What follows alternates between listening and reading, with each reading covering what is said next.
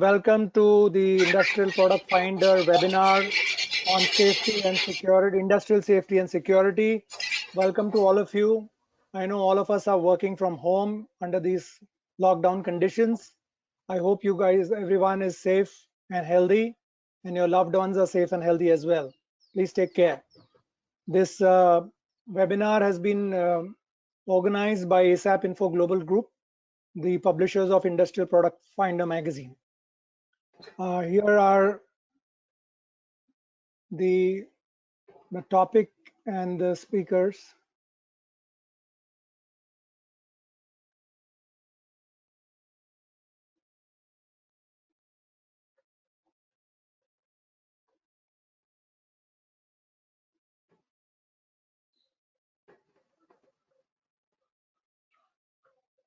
So that's the topic: how safe are the workplaces?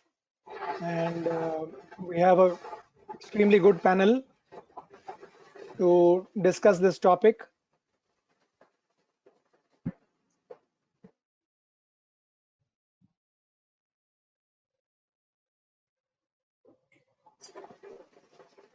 Is it visible? I haven't started the presentation.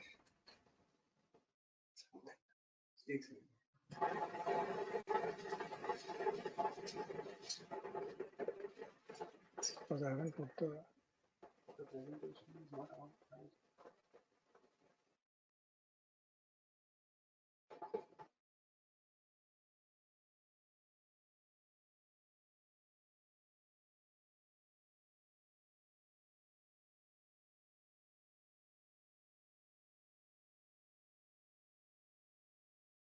Putting the slides up, just a minute.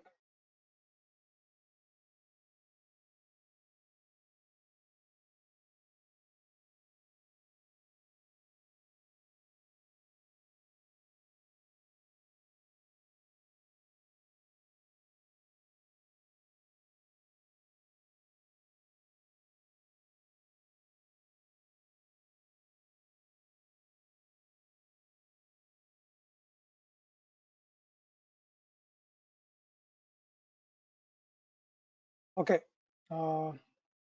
So here are the panelists. Mr. Hemant Sethi from British Safety Council, Mr. Prashant Singh from Team Lease Services, Mr. Arun Nandi from Covestro, Professor A.K. Singh is still trying to join, Mr. Srinivas from Louis Berger, and Mr. Gaurang Baxi, who is also from Safety for Biz Consultants LLP, and he is EHS Advisor DNV. So some words about us first. Industrial Product Finder has been running for last 48 years, is the go-to source for the procurement departments, purchasing officers, CTOs, heads of R&D, production, QC and QA, maintenance, etc. types of management. And it provides an array of industrial products and solutions for procurement for the engineering industry. It has 200 products every month across 38 verticals. Look at the audience profile here for the magazine. It has a very, very powerful online reach, and we also encourage a lot of products to be put up on the website. Like we said, 200. We have nearly 77,000 products online, and we encourage you to also share if you have launched any new products with us, and I'll be providing the details at the end of this presentation where you can provide this. Another, you can see there is a huge international viewership. Nearly 35% is from abroad, which makes it possible for the SMEs which enlist their products on our website to manage to even export and get leads from exports. We have just started another ability to put videos on our online portal. Here's a sample of what this video can be self-created by logging into a link on our website, and it gets created in like 5 minutes. It's pretty simple, but this is just to give you a sample of this is how it is.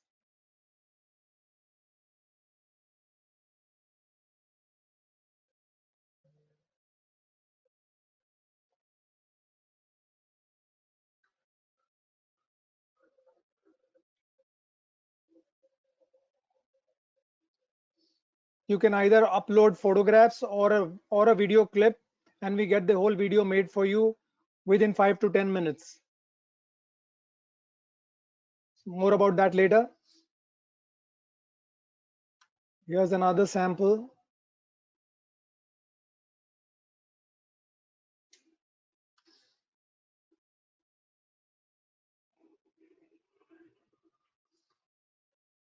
So the product videos that we put up actually encourage a lot of leads. People inquire because they want to see industrial products actually online in motion to be able to discover what the utility of that product is. We track the inquiries that come, and we deliver it to the people who have put up the videos. So it's a great way of pushing up inquiries to your products. I think a great need today that we need to uh, help SMEs improve their reach. So ASAP Digital Services, part of our group, provides social media management, website creation, lead generation, and others. So that's whole just a pitch about us, just for your knowledge and information. Getting back to the topic. Uh, the Bhopal gas tragedy was undoubtedly the world's biggest industrial disaster, and also India's biggest industrial disaster. It happened in December 1984 at a plant in Bhopal, killed more than 15,000 people, affected more than 6 lakh workers, and the reasons were procedure breach, not proper upkeep of equipment, improper resources, no effective public warnings, and ignorance in handling situation. Uh, Another one, Jaipur Oil Depot fire, which took place on 29th October 2009, Indian Oil Corporation. The fire raged for 11 days.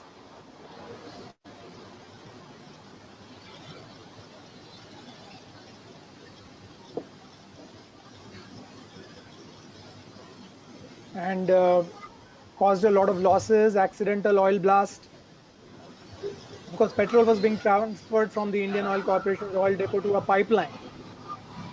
And obviously there was reasons where normal safety procedures were not observed, absence of leak stopping devices, insufficient understanding of hazards. Recently, this is like last year, there was another one in the chemical factory in Wagadi in Dhule, Maharashtra.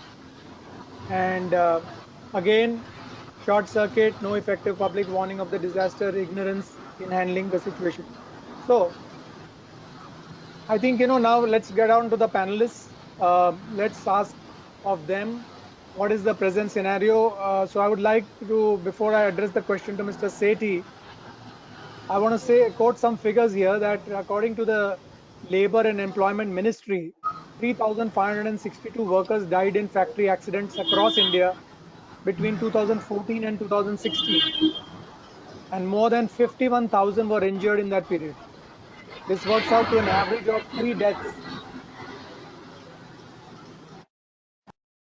This works out to an average of 3 deaths and 47 injuries every single day. British Safety Council painted an even bleaker picture. 48,000 workers die of occupational accidents every year in India, of which 24% are from construction industry. Mr. Sethi, would you like to answer this question? What is the present scenario in occupational safety and health standards in India?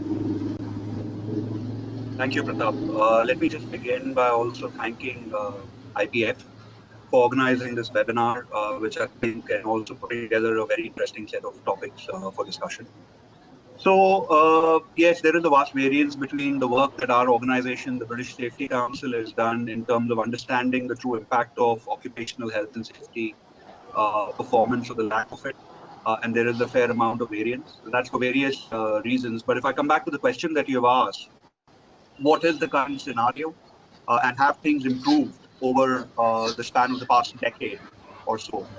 I'll try to keep it pretty objective because, it's pretty easy to go into a very vast subjective mode with such a question. Overall, where are we right now? I think there remains a lot of scope for improvement across the board in India.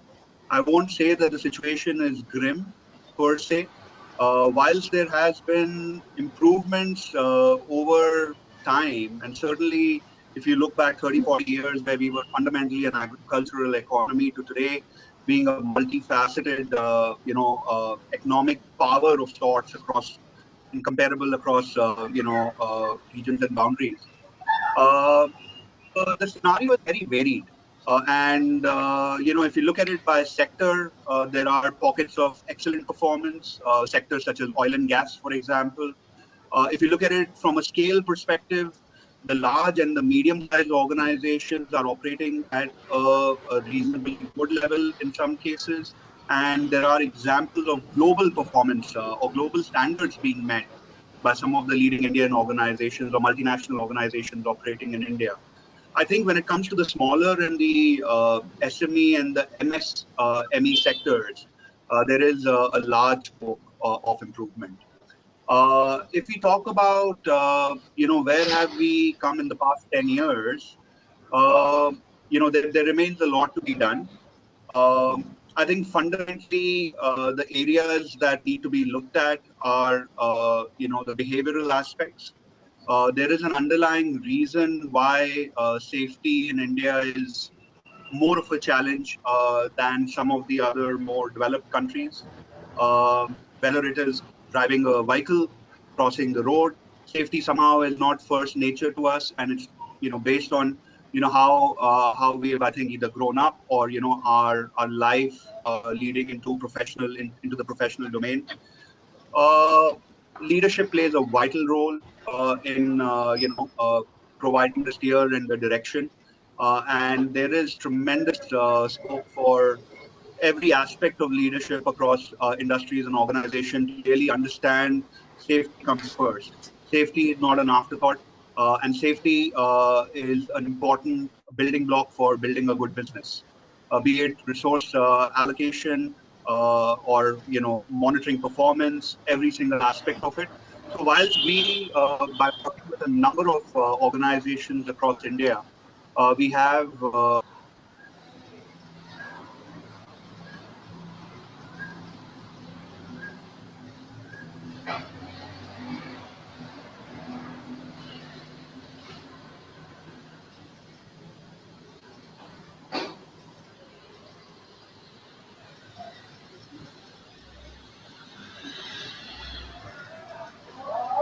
Now let me take the question to Mr. Baxi. Mr. Baxi, who's from Safety for Biz Consultants. Mr. Bakshi, as per some statistics, there is currently one inspector for every 506 registered factories. So I think there is not enough resources to audit possibly the what Mr. Sethi was mentioning. In a country like ours, there aren't enough resources auditing these facilities. So which are the health, safety, and environment issues that need urgent attention of the industry? We have to prioritize. So would you be able to throw some light on this? Yeah, while I agree that there is a lot of dearth in terms of scarcity of auditors from the governance aspect, but doesn't stop industry to proactively implement safety. So my take is the industry is leading the efforts and not necessarily the government inspectors. The accountability for safety is primarily with industry. Once the standards and sets of rules and codes are formalized and notified. In terms of top 3 HSE issues, I will primarily focus on H and S and not E part currently for this webinar. The first take I'll take on the industry. One of the most significant challenges is safety culture and accountability for safety in an organization. Across the world, across various geographies, I think leadership and accountability is one of the biggest challenge which makes or breaks the safety culture. Second point for the industry is the risk-based approach versus compliance-based. Are we mitigating risks where it matters the most, or are we complying on paper rather than practice? So risk-based approach and integration with business is another area where industries across broad spectrums still have scope for improvement. Third is use of technology and innovation to mitigate H&S risks. And the last point I would make is the fourth, which is in addition in current context, is business continuity management implementation. I know industries that based on their hazard profiles have business continuity plans, but looking at current situation across the globe, are these plans valid in terms of the risk profile and how they are resourced in case of business disruptions? I think that these are some of the areas where industry needs to focus on. In terms of policy maker, sorry. Yeah, go ahead. Go ahead. For policy makers, I think should be a coordinated approach for raising H&S awareness, as Hemant also mentioned in India. I think we need to have at a national level certain aspects of awareness through formal education, schools, colleges, where people are, it's like catch them young and inculcate on safety. Yeah. That's one of the areas where government or the policy makers can look into. Changing regulation, considering trend in technological advances, which the policy makers need to be aware of and then amend regulations more frequently. I think the biggest challenge is the lead time when the regulation gets amended and notified and then get implemented. The lead time, by that time, a lot of technological innovations happen and then different risk profile is there in the organizations or this sector in the industry. So the regulations may need to be updated more frequently and more dynamic. And incentives for technological innovation to reduce H&S risks. I think at the policy level, what people can or the government can look at is what are the incentives for use of technology and innovation for reducing H&S risks. Yeah. So like you said, I think catch them early, catch them young. And I think like it or not, in a current scenario of COVID-19, I think we all are very, very highly aware of safety measures that need to be deployed in an environment. And more so now, as we probably in the next question, in the later questions, we will address that as well. So, but you know, we have around 13 labor laws, Mr. Baxi, and dealing with safety, health, and working conditions of workers. And there is a proposed bill to merge these 13 laws into single labor code on occupational safety, health, and working conditions. How will the proposed labor codes, for the industry change the present safety and health norm? How will this change, by merging all them into, few codes? I think the basic principle of safety improvement, what I would take is simplicity. I think this code, by merging 13 regulations or acts in different domain, simplifies to an extent using the synergies of existing regulations the approach towards health and safety. So by simplifying and merging into a code, it will help industry to look at various regulations within the OH&S and then simplify permitting, licensing, implementation in their areas of business. I'll take an example of cement industry here.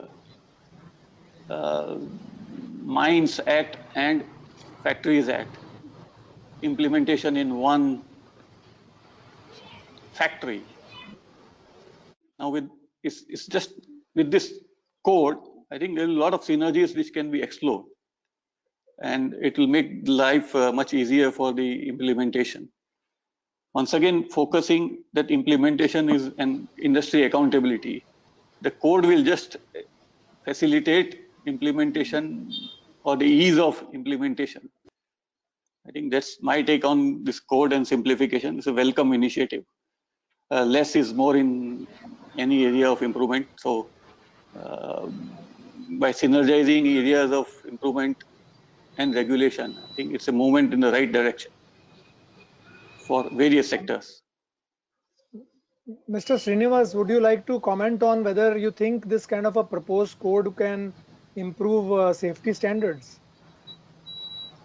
Firstly, thank you, IPF, for this excellent platform on which this noble kind of a thing is taken up. It's a very important step. Thank you, Mr. Pratap. As of course, Mr. Baxi brought out, it has made the thing simple. Now, for example, the companies had to earlier register under 6 different acts. There were so many labor acts in different states. There were different type of rules, and so the companies had to, for every facet of work, for every location, for different projects, they had to register separately, and that was on a work order.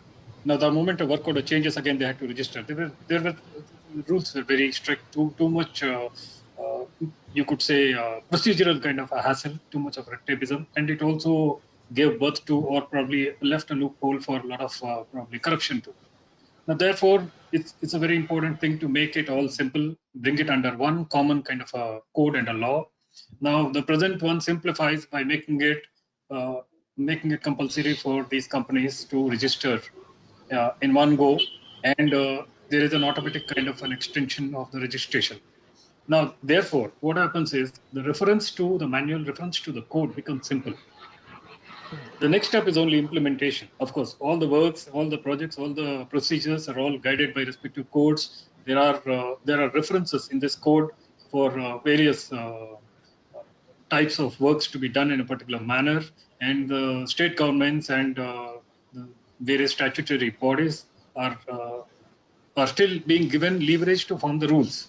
So yes, definitely, this will go a long way in helping improving safety aspect. So, as Mr. Baxi had mentioned, that one of the key findings was leadership and accountability as the major reason how we can mitigate such risks. How important is the role of top management to this? I mean, do you see that the top management's involvement and continuous supervision and enforcement is key? Yeah, as it is said, safety should always be driven from the top. So before getting into the basic nitty-gritty of real safety management, it is critical that the company's board of directors are made aware of their role in relation to the health and safety legislation. An easy way actually of achieving this important thing is by conducting a training session for the senior management.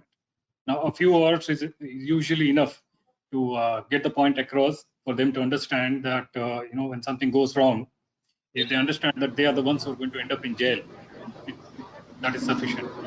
Without senior management being on board, it is impossible to have an effective safety management. You'll be actually swimming against the tide when it comes to trying to implementing various safety management procedures and making it robust.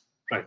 Now, top management commitment and sensitivity to this critical aspect of safety is essential to setting of a high safety benchmark.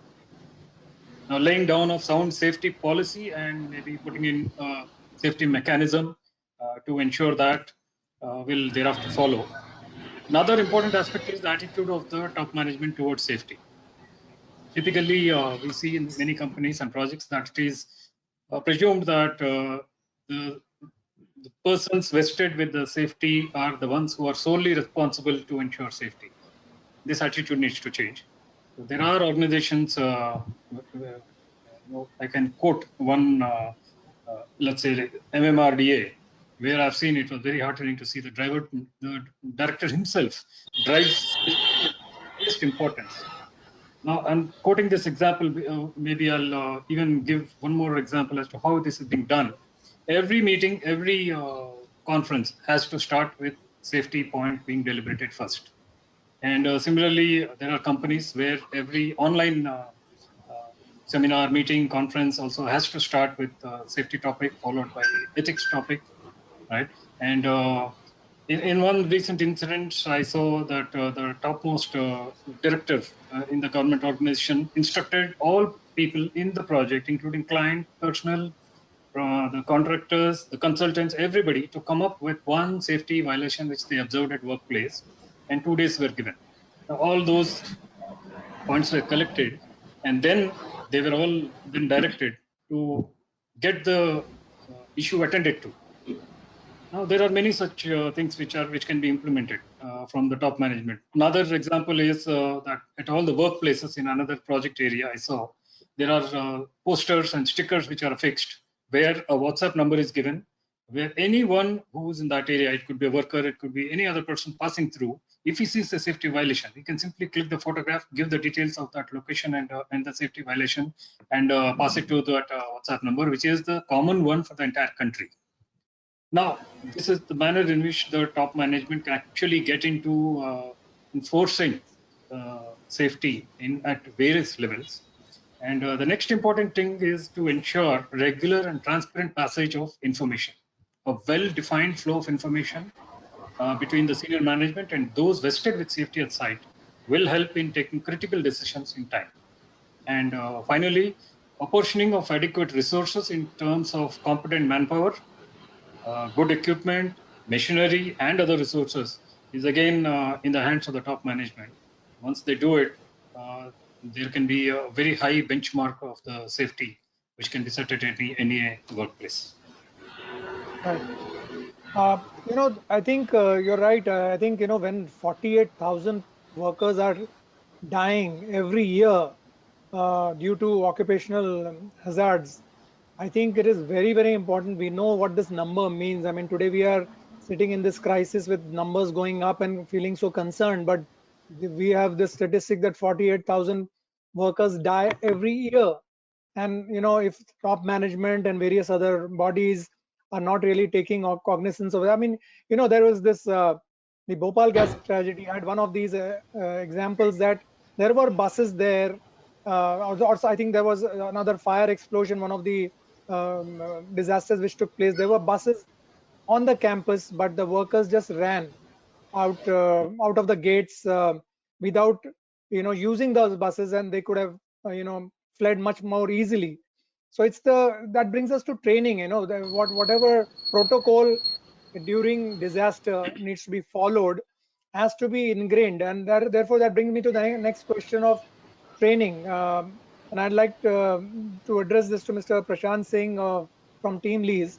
How important is training for the compliance of safety standards? We've seen so many of the disasters which have happened in the past have been primarily because I think something was amiss in their process and protocol.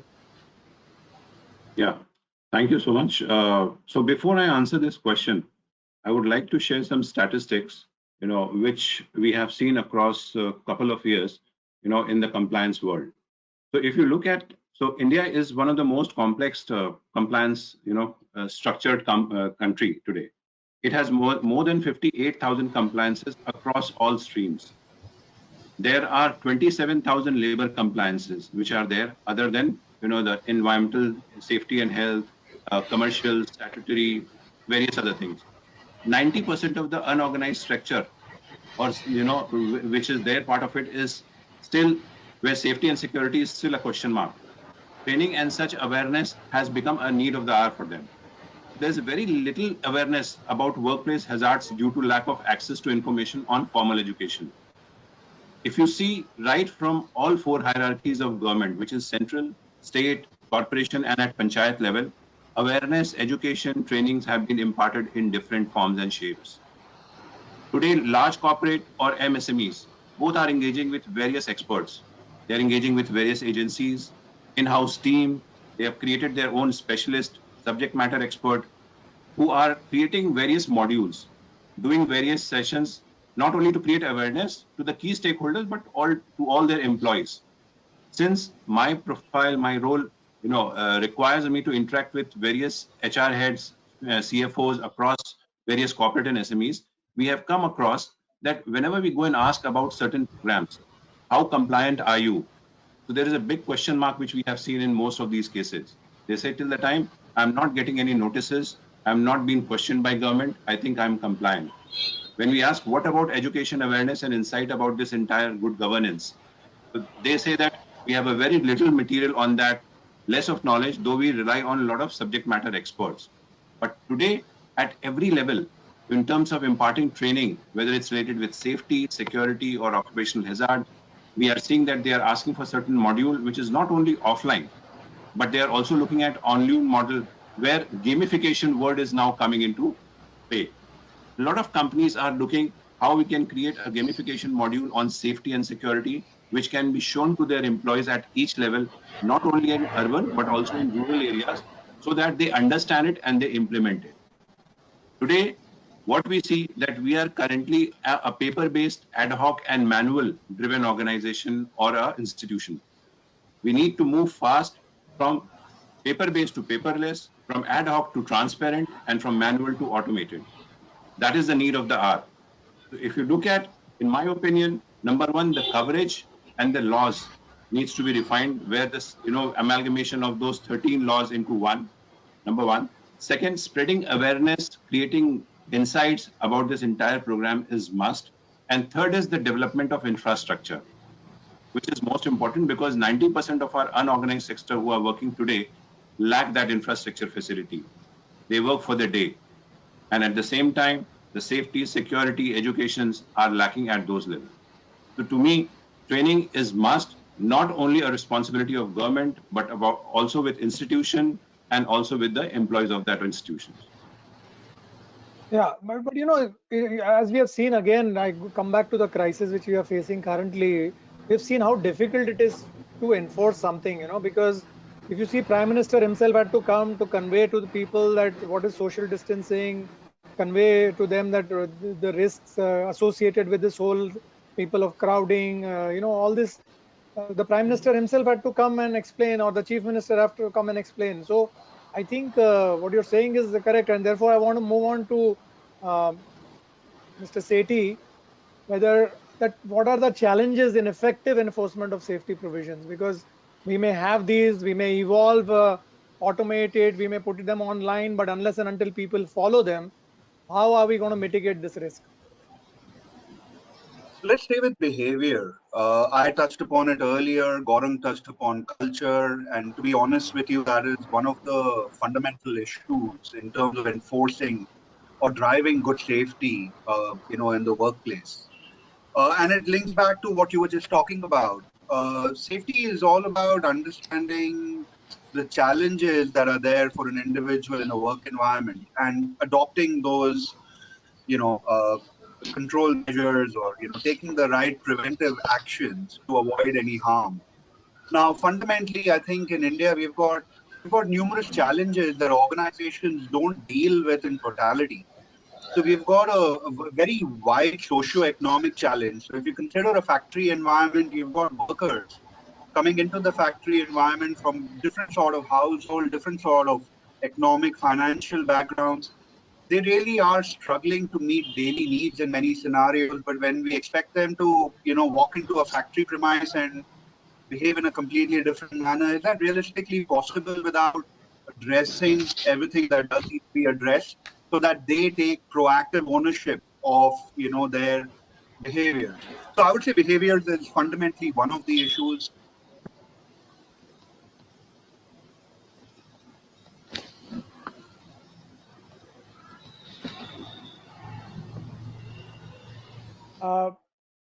I think we are losing Mr. Sethi there. Mr. Nandi, would you like to come in on, then I think safety audits therefore become an important part of this. There has to be some mechanism of having safety audits done to ensure that this enforcement is being driven. Yeah, I am here. Thank you very Please much, go ahead. Pratap. Hello, please. Yes, Mr. Nandi, please go ahead. Will you please repeat the question once again? Why are safety audits important? Yeah.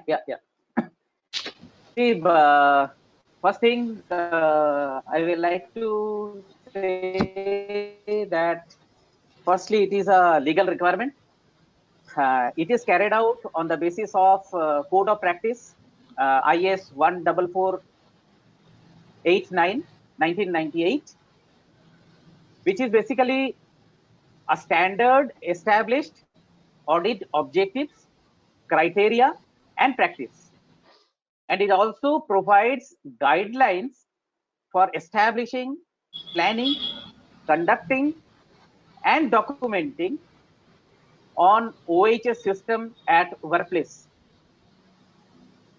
Safety audit really is a very structured process wherein information is collected relating to efficiency, effectiveness, and reliability of a company's total health and safety management system. These audits are then used for designing safety plan for every individual company. When we talk about audit, it also identifies the gap present in the practices. The policy is audited, legal compliance status is observed, procedure in implementation is also checked, and then the gaps are also identified. Behavior of the people. Hello. Yes, yes, go ahead. Behavior of the people is also considered, it is taken into consideration. And most importantly, it gives a outside view. Normally what happens when we work in one company, we are used to the system, our daily practices. But when somebody from outside comes in, we get a third view of the individual, of the auditor. Secondly, the main purpose is to protect employee and customers as well from any harm. And most importantly, if it is correctly conducted, it also safeguards even the existence of a company. Okay. So, Mr. Sethi, can you comment, are companies opting for safety audits increasing? Is that increasing? Yeah, I think so, because companies are recognizing that it's an effective leading indicator. And depending on whether they really want to look in the mirror or whether it is a exercise just to, kind of self-validate, it depends on the true intent. Audits are only as effective as you decide the objectives to be. It can be window dressing, as it's called. It can be staged, for the lack of a better expression. But then organizations that truly want to assess the effectiveness of any area, be it financial, operational, performance, safety. It can be a real look in the mirror, and it can provide this sort of roadmap for improvement that is one of the most powerful and effective tools. So, certainly we see that from organizations we work with, and it's also a large part of what we do as an organization, safety auditing. So, yeah, absolutely. Organizations are looking at that beyond just regulatory as well. Okay. Mr. Nandi, I'd like to come back to you on the protection, personal protective equipment.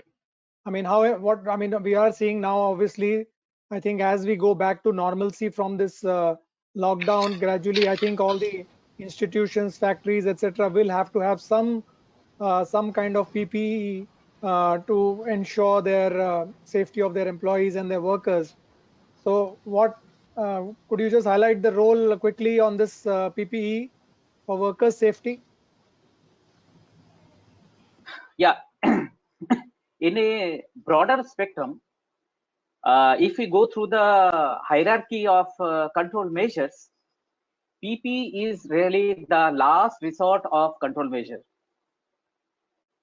It is basically an equipment that protects workers against safety risk on the job.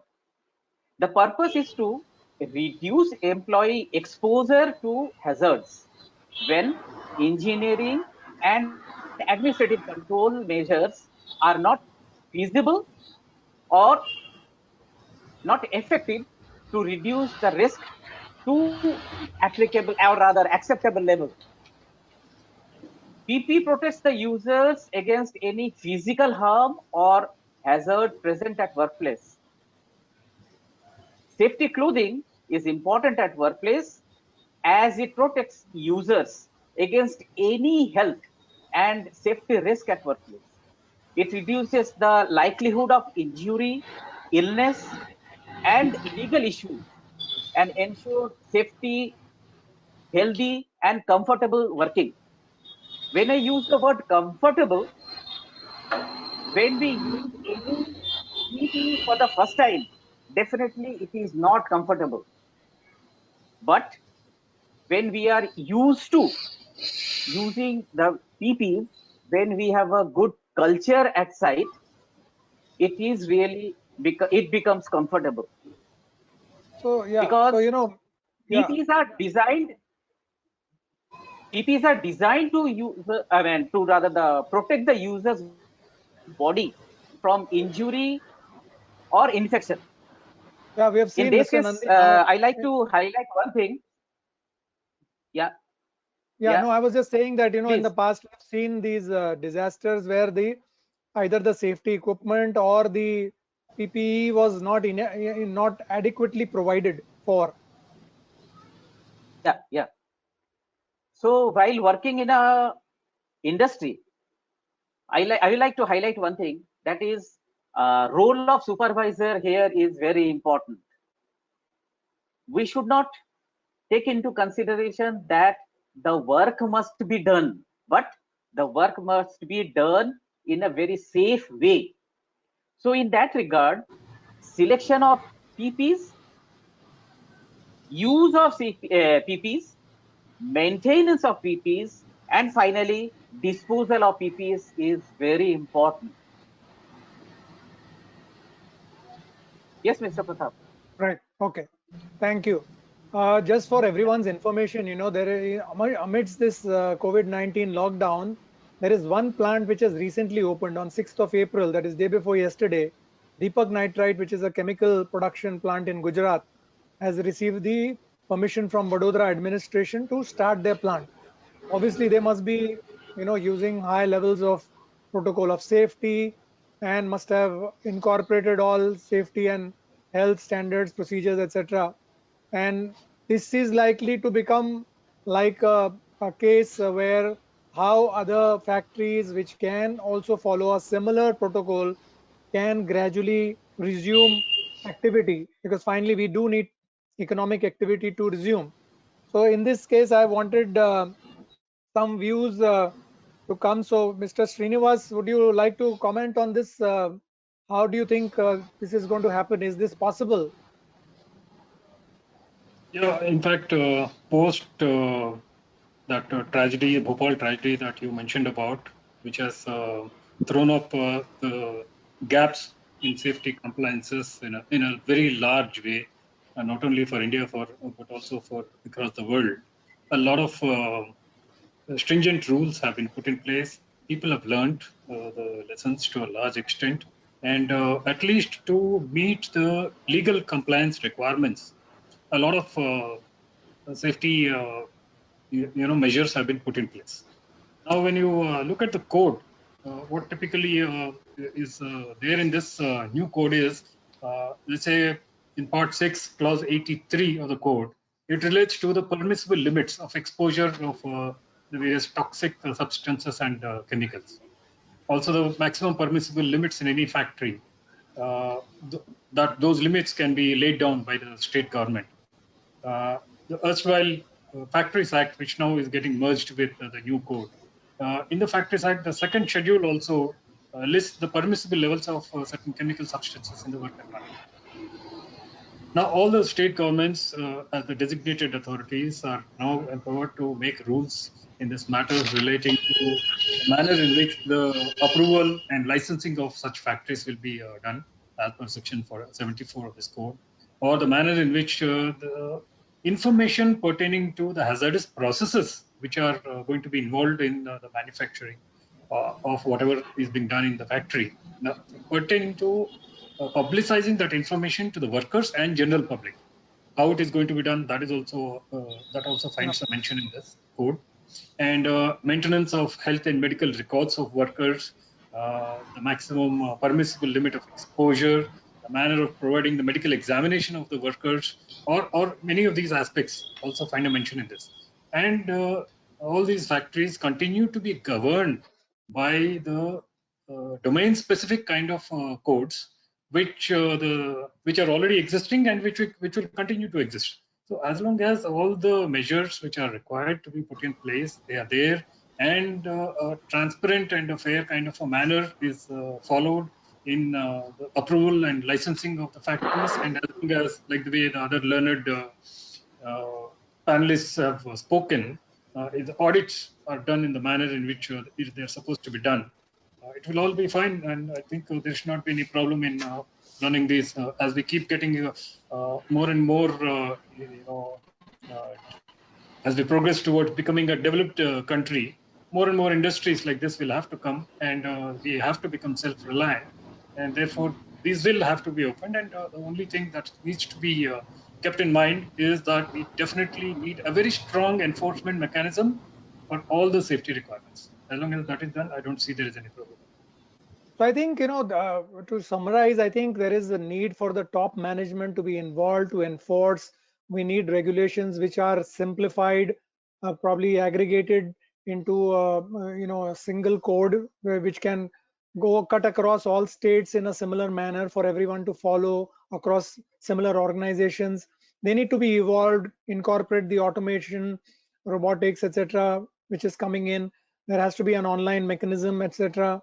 also. So I think all these are very, very necessary in order that the time post-COVID, I think we all come back in a staggered manner to normalcy and then maintain that kind of safety. I think this has been a great wake-up call for all in safety and security.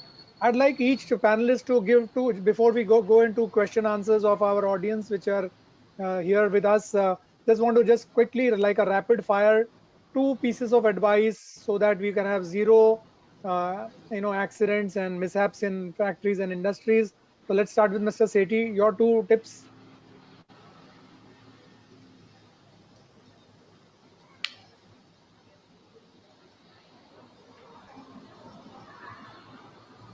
Mr. Sethi.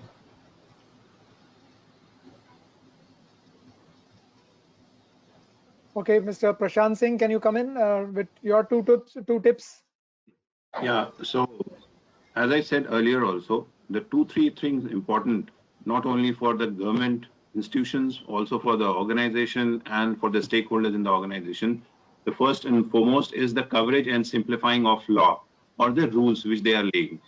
Second point is the spreading awareness, creating education and insight on the safety measures, on certain plans which has been laid down by government, laid down by the organization. And the third is creating an infrastructure. That's really important because that's one thing which we see. I mean, that's what you spoke about, Deepak Nitrite, as well. So these 3 things are the primary main points from my end. Okay, Mr. Nandi, what are your 2 tips?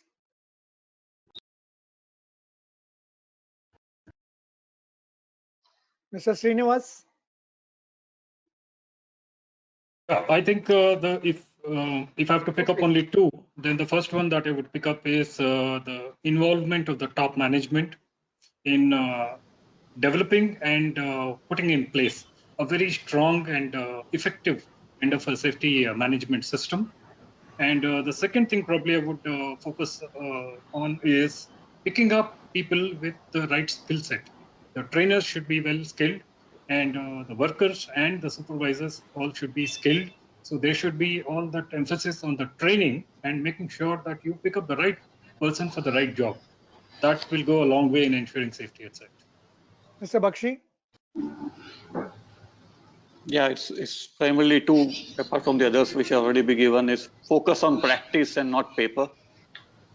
The second area is implement before you audit. Audit should not become like a tail wagging a dog. I'm sorry to use that term. Implement the standards and then audit. and audit should be value adding. Very well.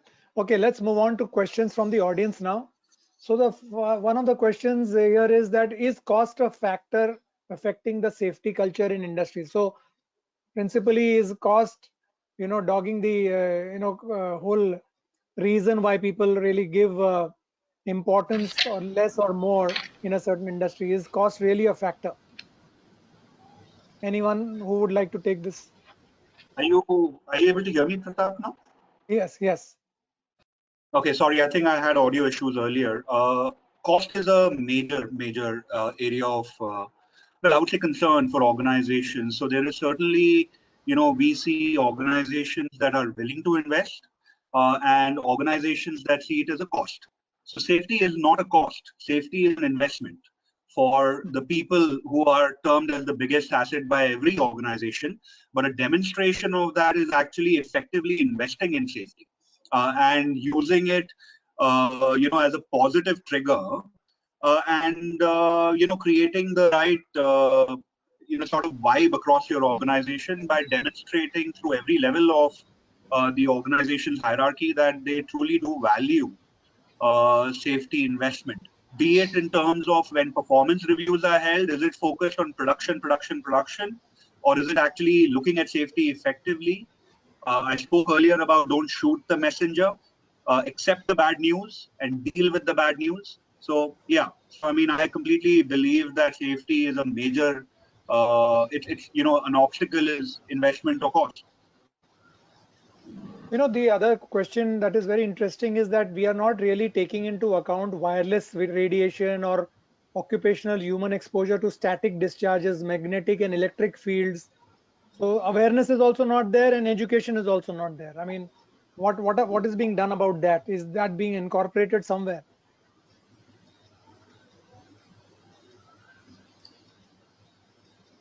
Mr. Baxi, would you like to take this? Yeah, to answer it more in terms of a generic way, all these types of hazards and associated risks need to be captured in the risk assessment process. So unless until if it's not captured, then it's like ignorance is bliss type of situation. So whether it's a static charge or a wireless exposure, the basic system document is your hazard identification and risk assessment. So in any sector, even if you're in an office environment or in a manufacturing environment or in a project, across all locations, across all geographies, risk assessment is the fundamental approach and the tool to capture all these areas. So, and then obviously, once you capture it as a risk, you can identify control measures. Okay, the one question which I think Mr. Prashant Singh can answer is that there's somebody who's asked that who's got 3,000 people in his factory and who are working mostly as apprentice, and one associate last month ended his life due to peer pressure. How can that be? I think there is a psychological issue. How do you tackle such issues which can be in a large workforce? I mean, how can you safeguard as a industry? How can you safeguard yourself that such incidents don't occur? Yeah. So see, today, if you see any organization, I mean, we talk about large corporates or mid-size account, they are investing, the top management is investing 11% of their total time in providing good governance. We have met more than 500 such accounts across last 2 years. And we have seen the amount of investment they are doing in terms of providing right compliances, putting right security and safety measures, appointing SMEs in their organization, whether it's an off-role employee or on-role employee, whether it's a contract which is on long-term or short-term, apprentice. So all categories have been divided into various buckets. There's an SME in the organization who's taking care of all such requests. Today, more than 3,000 or less than 3,000, if you see, have certain agencies or vendors or partners who have been allocated to give them guidance in terms of what are the right safety measure, what are the ways they should be protected in terms of their bonuses, in terms of their payouts, salaries, whatever is there. So in my opinion, organization, whether it's a single location based or multi-location, whether it's a single branch or a multi-branch location, They all have to follow a rhythm where they need to have a separate department, separate team, set of people who need to understand their people, process, and technology in terms of what's being deployed for compliance and providing good governance. Another question is, how important are insurance policies with respect to workers' safety? I mean, what role do insurance policies play? Do they make them careless, or do they actually bring about a sense of awareness? Mr. Sethi, would you like to take that? Well, that occurs. So my understanding around this is led by the organizations that we speak with. And quite often those can be organizations that are progressive and are doing proactive measures. Some of my fellow panelists, I think, are also with, or they have been with organizations, so it'll be interesting to get their views. But from my standpoint, the information I can share is it's led by the communication that the organization puts out to its workers in this area.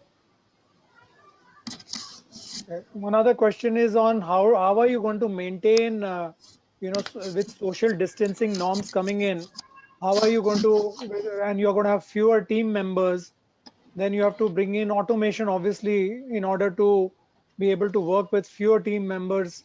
So how is this going to affect safety?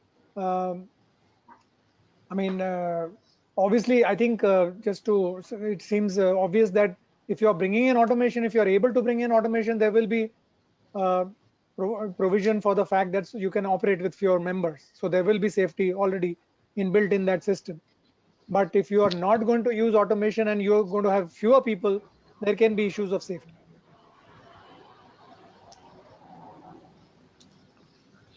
Could I just comment on that? Yes, please. Yeah, so I think it goes back to the earlier question that you also put out about organizations looking to restart operations. I personally have spoken to so many different, clients of ours in the past 2 weeks who are right now fully geared up for 15th of April. They've spent so much of time, and they continue to spend so much of time on the precautions that need to be taken, including social distancing. So if you talk about a shop floor environment where you had X number of workers now, how are they going to implement that?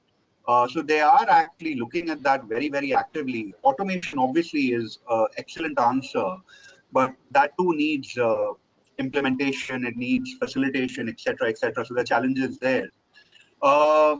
We ourselves, in fact, are doing a dedicated webinar in the coming week on the 13th, and anybody who does want to attend that can do so by picking up on my LinkedIn feed, where we are looking specifically at action planning for resuming operations. What Gaurang touched upon, the risk assessment associated with actually looking at COVID-19 related, risks and implementing that. Because what we often find is it's a piecemeal approach. People at a very senior level in organizations are trying to outline all the risks that are there and trying to put plans for it. There has to be a systemic risk assessment based process which outlines all the risks that exist across the different facilities, different work functions, different teams, including people working at home. And then bringing all that together to have actually a structured strategy around how to manage all the risks due to COVID-19. I think that that kind of methodology is going to be really important. People are concerned about, every single aspect of business. They're going to be trucks all of a sudden that will need to start coming into premises from a certain point of time. What measures do we implement? And there's a lot to be done, and nobody has the answers, I think, as we all expect. But people are thinking about it, Pratap. That's for sure. But so there is another question. Yeah, if I may just add to what Mr. Sethi has said, just 2 points. You need to look at it from 2 perspectives. One, whether the infection is there inside the person, and whether the person is carrying the infection on his surface.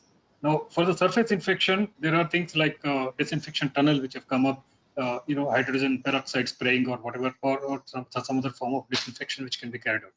Now, if the person himself is carrying the infection inside his body and then therefore is already exposed and is likely to cause spread of COVID, such a person can be identified to a large extent based on his past exposure to such an environment. There are many labor colonies where the laborers are confined to the labor colonies themselves, and they are not exposed to any outside influence or infection at all. If they've all been protected and they need to get back to the work, then probably it is safe. But if there are migrant workers who've gone away and they need to get back and then they start working, they may have to be screened more closely and maybe put under quarantine for a short period of time and then. Thank you. Okay, so I think we have come to the close of the webinar. We had around 300 attendees for this, and thank you very much, panelists, for bringing in such highlighting the importance of this subject in today's times, particularly. And we hope all of you all got the knowledge and wisdom of these our panelists together. And please, Industrial Product Finder will be conducting many more such webinars to assist SMEs and manufacturing companies in keeping in pace with the recovery process and growth. So stay tuned and thank you very much. Thank you. Thank you. Thank you, everyone. Thank you. Thank you. Thank you. Thank you very much. Thank you.